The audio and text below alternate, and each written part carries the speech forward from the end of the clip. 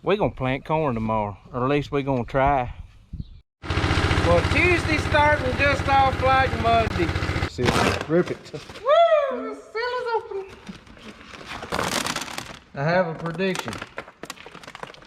That's 334 bushel to the acre corn right there. You flicked them out, Robert. You always flick them out.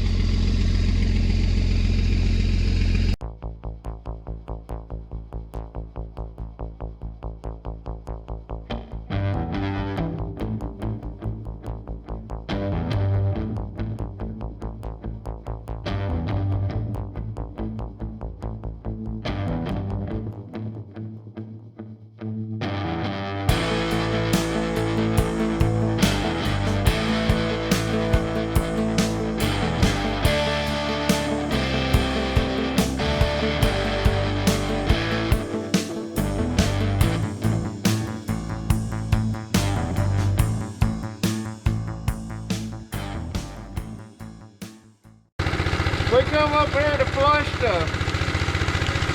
RBN3 out of our starter fertilizer trailer, and we turned the water on to flush it, and freaking mice run out of our pump.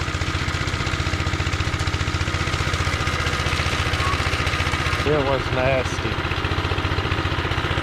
And I hate mice. A lot. He's terrified of them. And Corn Dog wants us to save the mice. No.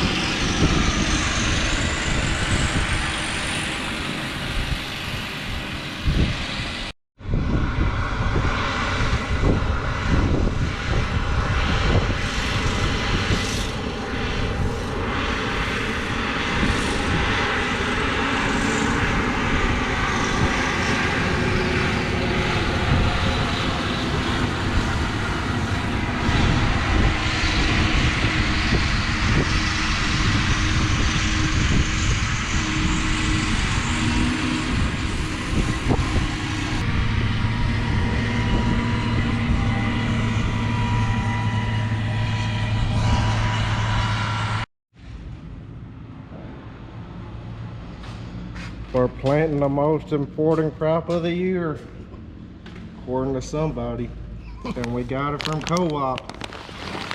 Show that beautiful co-op. We'll get more excited when we put the real corn in. Oh, just a little dab will do you. We're planting corn one way or the other. Even if it's just sweet corn. Yeah. I hate the first day of planting. We got to adjust the row cleaners, we got to adjust the depth, we got to check, we got to find the right amount of down pressure to use. And I mean, you got to check those things every time you change fields, but it seems like that first initial setting is always a pain in the butt.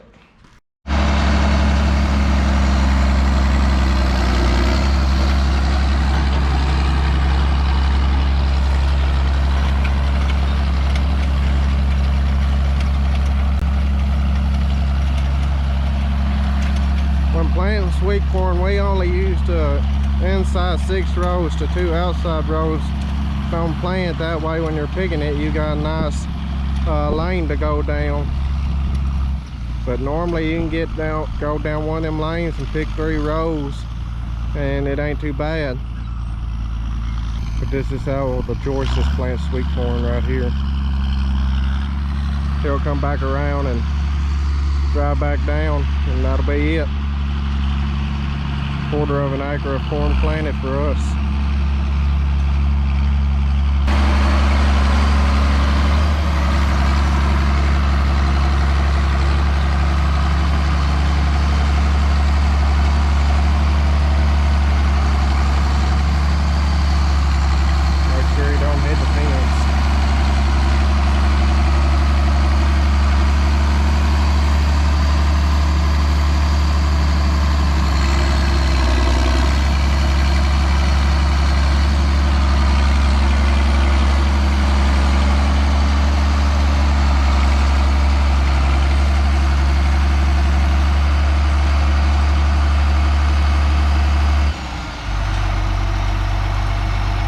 with his new toy.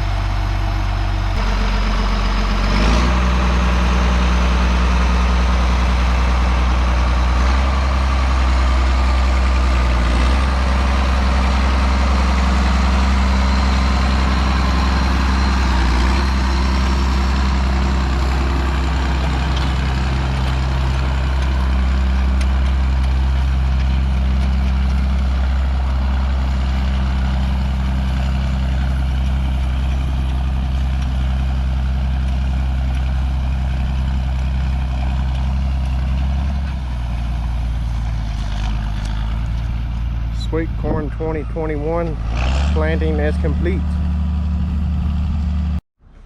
The cereal moment, the monumental first bag of the year. The seal, rip it. Woo! The seal is open. Don't turn it back now. Cue inspirational music. And watch this. We're gonna full out send it, mama.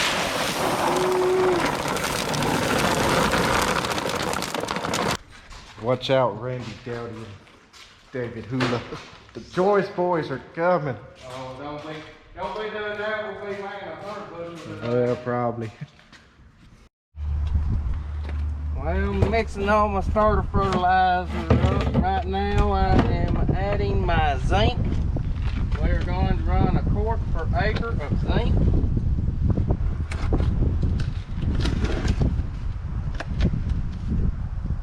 I'm gonna pull in and start on a 16-acre field. So I'm gonna mix up a 20-acre load. 2.5 gallon jug is 10 quarts. So I'm gonna put 2 jugs in.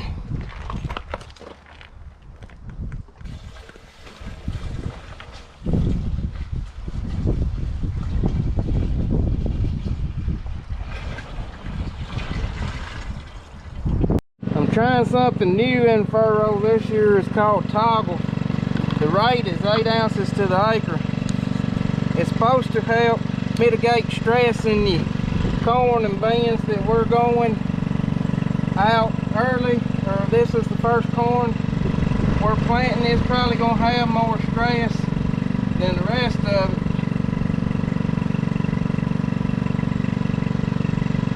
We're going over 20 acres. The rate is 8 ounces to the acre, so we got to have 160 ounces. What this claims it'll do says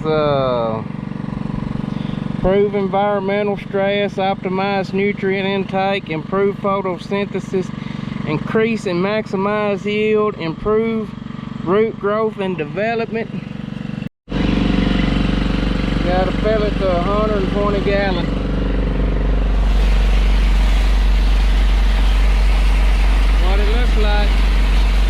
Look like chocolate milk in there.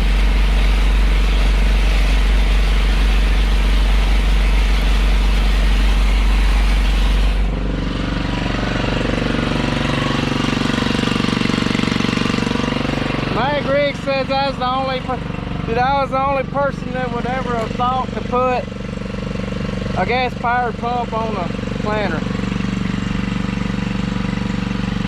I'm kind of crazy.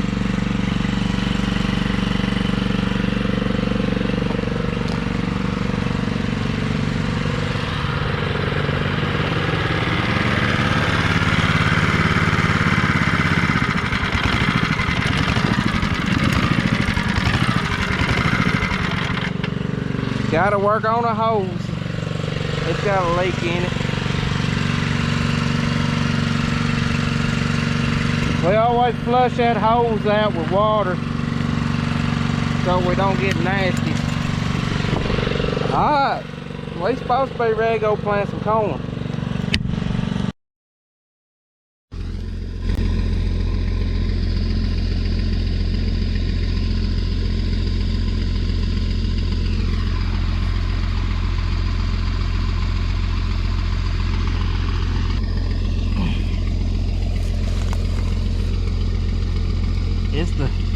It's the second knuckle. That's when I normally plant them. We got the tape in there. We'll check. There he is.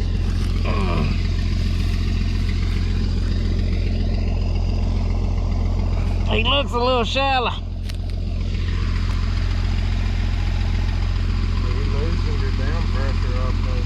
Yeah, I took some down pressure off him, which you don't need to be using your down pressure to set your depth.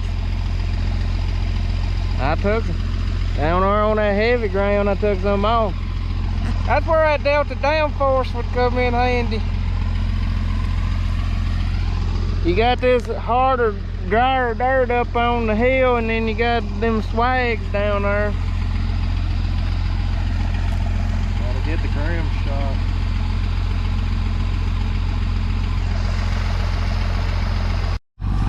One more final check before we put it into full send it mode.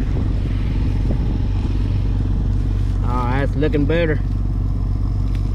I always like to put my knife right there even with the ground level, and then take my finger and stick it in there on top of the seat, and then take my thumb and mark the space. I measured 2 inches is just right above my second knuckle, so that's right where the seed is. Let's cover him back up and tell him, come on little feller, we need you to produce. We're counting on you.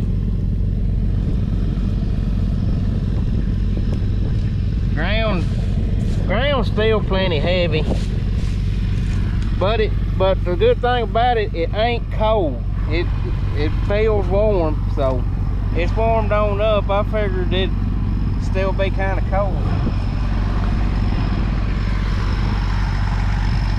Man, what a beauty.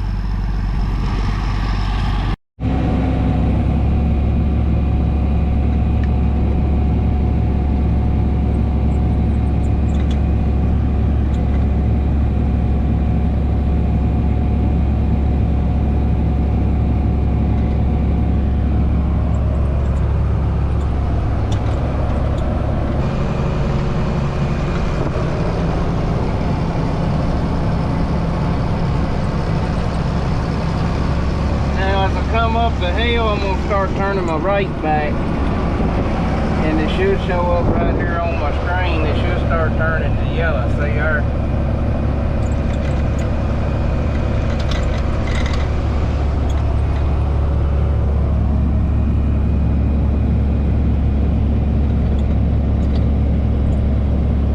I like it.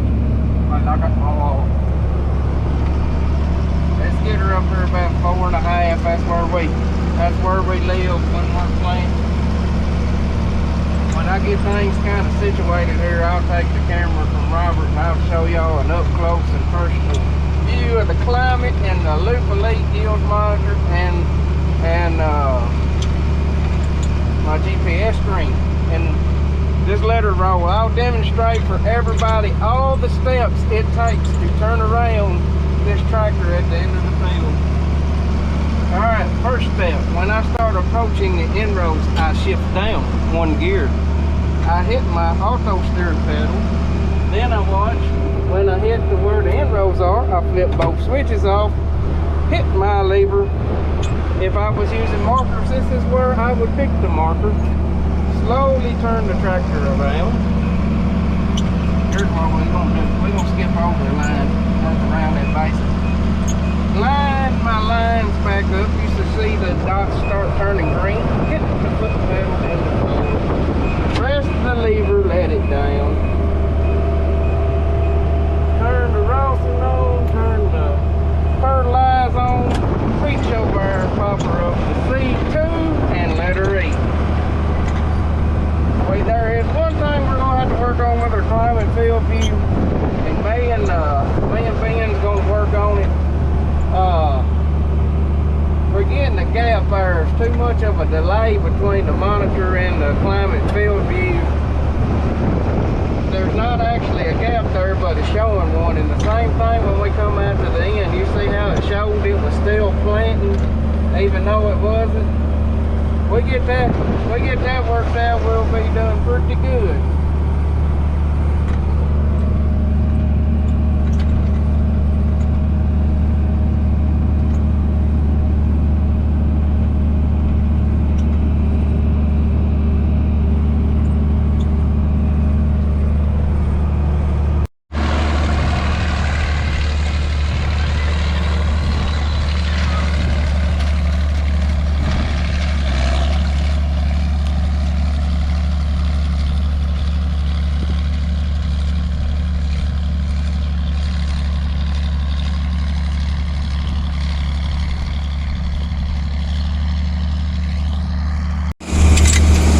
So okay, Robert's got my GoPro, but I still got my cell phone. I thought cell phone might work better for this anyways, because you can have a little better, it's a little more detailed.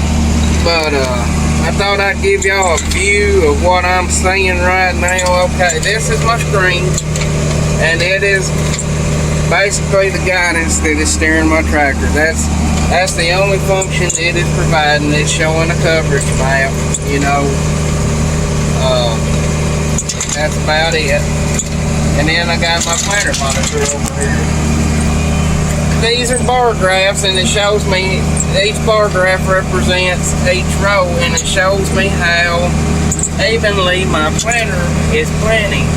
If one of them turns orange or something, and they stay orange for a while, then that means you got a problem and probably need to go back there and check it. But my target population, that's that right there, that's 30,000. And then that's what my screen, I got my accurate set on the plant, is about 30,000. And it's running, you know, running 29 to 30. I'm not going to mess with it. If you step up one more step, I think it goes to putting out more than 30,000. But looking at my Climate FieldView here, we do have some work to do there, but it shows my hybrid, the population, and it's got my starter fertilizer rates and all that. One thing, we got to do some cleaning up on this. My tech man's got to work on this a little bit. But you see the orange there? I'm running low on starter fertilizer, so I bumped the rate down from 6 gallons to 5 gallons per acre. So that's a lot of the reason we're using the Climate FieldView app, is to see at the end of the year, did me turning this down to 5 gallons per acre hurt my yield? Or did I get the same yield on less fertilizer? You can see our fertilizer there on the ground. The blue pebbles there, that is treated urea or super U. And them little brown pellets there, I don't know if you can see them. That is the rainbow fertilizer, which is a blend of 1530, which is potassium and phosphate. And then it's got some micronutrients blended in there with it. But they spread that this morning. See it there on the ground. Pretty good little pile. Make that corn grow.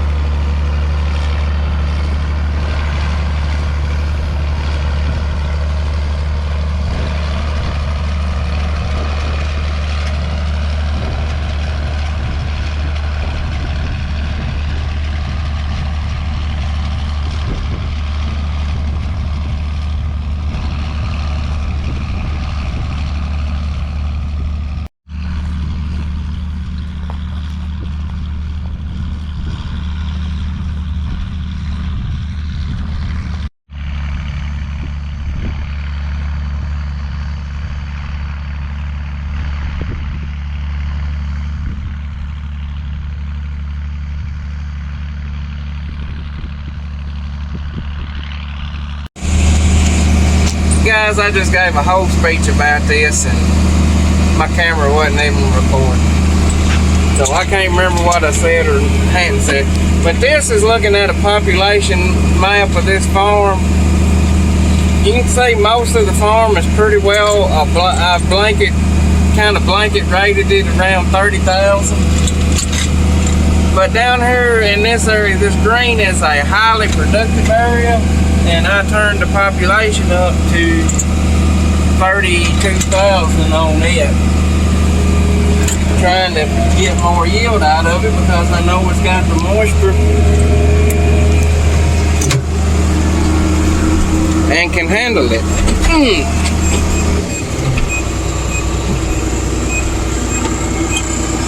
The only thing I'm gonna do a full review of this Loup Field Monitor. I mean, well, it's gonna be a yield monitor, but it's also a planter monitor. Pretty good little unit so far, knock on wood. Disengage my hydraulic drive there. Been a pretty good unit so far. I mean, I've only planted 16 acres with it. One thing I don't like about it that my Vanguard did, when it starts saying that all the rows have quit planting, it don't shut up like the Vanguard did. You know, it's kind of realized, hey, the planter ain't planting, we don't need me throwing an alarm out.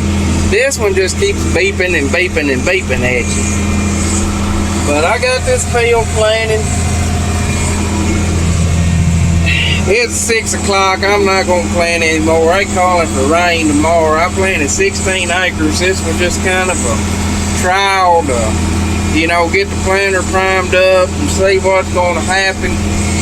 Hoping after this rain moves through Wednesday, we'll be full blow and go mode. Like I said, I'm going to give a full review on this monitor at some point. But one thing, the GPS accuracy on it, y'all can see them gaps and stuff. Well, look on the screen, there's no gaps there. The GPS accuracy on this unit leaves some to be desired. But what little bit I've run it, I like it. See, I can pull up a report, and it tells me that the average population I put on this field was 29,473. You know, that's kind of it's kind of our typical population on my farm. I typically run 30,000. Robert's GoProing. I typically run 30,000. You know, about the max I'll go is 34. I have a range anywhere from about 27 to 34. I don't really go down below 27.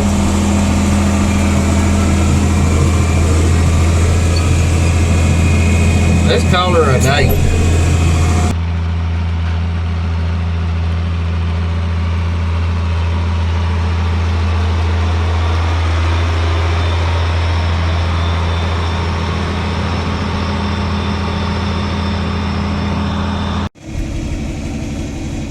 Well, according to that, we got the tractor parked in the shed for the night.